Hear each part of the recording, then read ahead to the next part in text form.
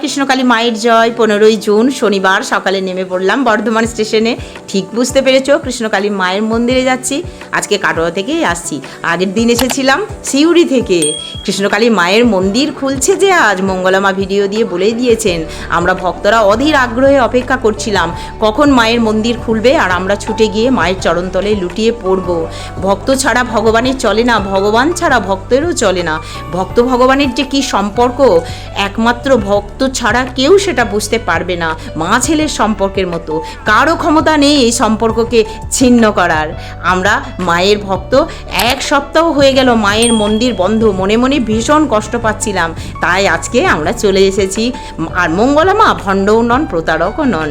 কারোর কাছে একটি পয়সাও উনি চান না। উনি সবার মঙ্গল করেন।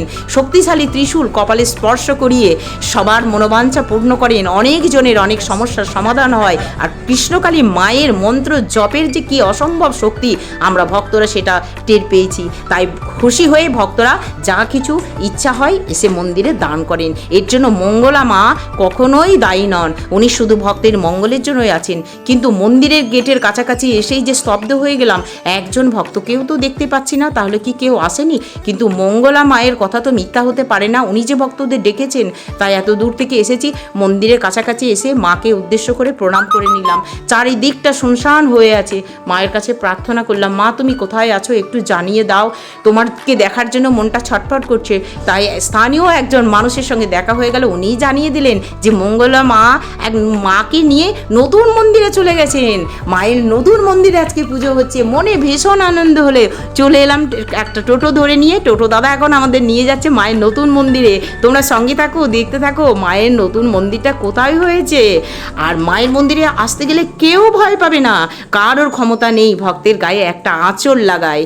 কৃষ্ণকালী মা সবাইকে রক্ষা করবেন। আর যারা সেদিন মন্দিরে হামলা করেছে তাদেরও উচিত কৃষ্ণকালী মায়ের চরণতলে এসে পড়া। মা স্নেহময়ী, মা সবাইকে ক্ষমা করে দেবেন। মায়ের কাছে সকল সন্তানই সমান। তা না হলে তাদের যে কি হবে সেটা বুঝতে পারছি না। মঙ্গলামা সকল ভক্তদের জন্য সেদিন হামলাকারীদের কাছে করজোড়ে প্রার্থনা করেছিলেন যে আমার ভক্তদের কোনো ক্ষতি যেন কেউ করো না। জয় কৃষ্ণকালী মায়ের জয়। ভালো থেকো সবাই।